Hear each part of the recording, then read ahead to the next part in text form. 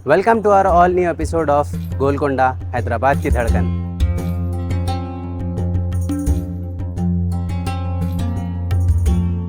यहाँ अपन देखेंगे कैसा गोलकोंडा फोर्ट में 1 किलोमीटर दूर बिना किसी डिवाइस के बातचीत होती थी। ये नेचुरल फेनोमेना था या फिर सुपर नेचुरल या फिर किसी जीनियस का इन्वेंशन। ये आखिर था क्या, मालूम करेंगे अपन ये वीडियो में।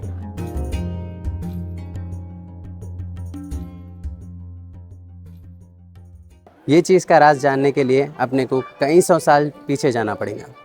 काकतीय रूलर्स ने 1143 में यह पहाड़ पे एक मिट्टी का किला बनाया और इसको नाम दिया गोलकोंडा।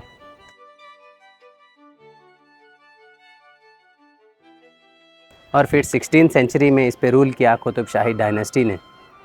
गोलकोंडा सिर्फ एक किला नहीं, ये एक शहर भी था, ये एक सल्तनत भी था।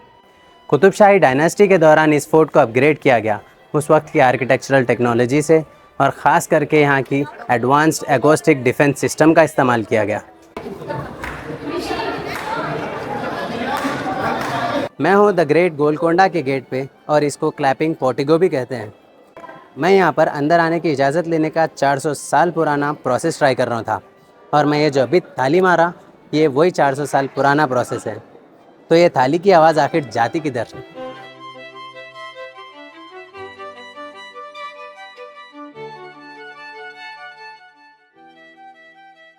ये आवाज़ पहुंचती थी इधर बारादरी में। जो रूलर्स रहते थे वो उस वक्त यहाँ पर बैठते थे। ये वो थाली की आवाज़ एक मेथड ऑफ कम्युनिकेशन था, एक मैकेनिज़्म था जो इन्फॉर्म करने में और डिफेंस सिस्टम के लिए इस्तेमाल होता। यहाँ पर एक एनक्लोजर ऐसा भी है जहाँ पर आप फुसफुसाहट भी एक कोने से दूसरे कोने तक सुन सकते हैं।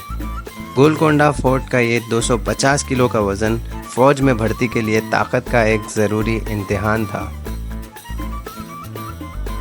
गोलकोंडा एक हेविली गार्डेड फोर्ट था जिसके 7 से 8 गेट्स थे और 100 से ज़्यादा तोपों और असलाह से लैस रहता था। आप जितने भी दरवाजे देखेंगे एंट्री के, ये सारे दरवाजे आपकी स्पीड को रिस्ट्रिक्ट करते हैं। यहाँ पर आप फुल स्पीड में एंट्री नहीं मार सकते। कई लंबे लंबे अरसे तक लोग ये किले का घेराव करते थे, मगर अंदर ना पानी की कमी होती थी ना खाने की। मगर अपन तो सुने ये किले को 1687 में औरंगज़ेब ने फतेह किया था। कहते हैं औरंगज़ेब को भी 3 बार की कोशिश लगी ये किला फतह करने में। वैसे यहाँ पर ऐसा था क्या जो ये किले को इतना प्रोटेक्टेड रखा गया और औरंगज़ेब यहाँ पर 8 महीनों तक किला फतेह करने की जिद्दोजहद करते रहे? कहते हैं गोलकोंडा उन दिनों वर्ल्ड का डायमंड कैपिटल था। ये जो वर्ल्ड फेमस कोहिनूर और दरियाए नूर डायमंड्स थे वो यहीं के कोल्लूर माइन से निकाले गए थे। गोलकोंडा पे कंट्रोल का मतलब था कोल्लूर माइंस पे कंट्रोल। ये शहर ऐसे ही कई सारे डायमंड्स का एक ट्रेड सेंटर बन चुका था। क्या आपको पता है इतने ऊंचे 400 फीट के ऊंचाई वाले किले में पानी कहाँ से आता था? ना तो यहाँ पर ऐसी कोई बौली है, ना आजू बाजू लगकर तालाब। फिर पानी आता तो आता कहाँ से? तो इसका जवाब था दुर्गम चेरवू लेक, जो यहाँ से करीब 6 से 7 किलोमीटर दूर है और जिसकी हाइट सी लेवल से करीब 10 मीटर ऊंची है गोलकोंडा फोर्ट के मुकाबले। वहाँ से पाइपलाइंस बिछाई गई 7 टोम्स और गोलकोंडा फोर्ट तक, और जैसा जैसा पाइप्स का साइज़ कम करते गए वैसा ही पानी का प्रेशर बरकरार रहा, और ऐसे ही इस किले के हर फ्लोर पर पानी की सप्लाई मेंटेन की गई। जाहिर है इसी वजह से दुश्मन को इसकी भनक भी नहीं लगी और इसी वजह से यहाँ पर किले में कभी पानी की कमी नहीं हुई।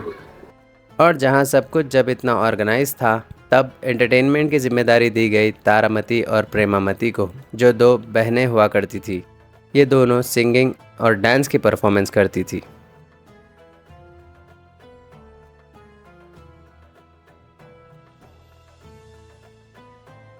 ये परफॉर्मेंस होती थी तारामती बारादरी में। कहा जाता है जब वहाँ से तारामती गाती थी तो यहाँ पर गोलकोंडा के इस टॉप फ्लोर बारादरी में सुनाई देता था। फोर्ट से तारामती बारादरी का डिस्टेंस 1 किलोमीटर से भी ज़्यादा है, तो फिर वो आवाज़ सुनाई कैसा देती थी? सोचने वाली बात है ना। और माना जाता है अब्दुल्ला कुली कुतुब शाह तारामती से इश्क कर बैठे थे।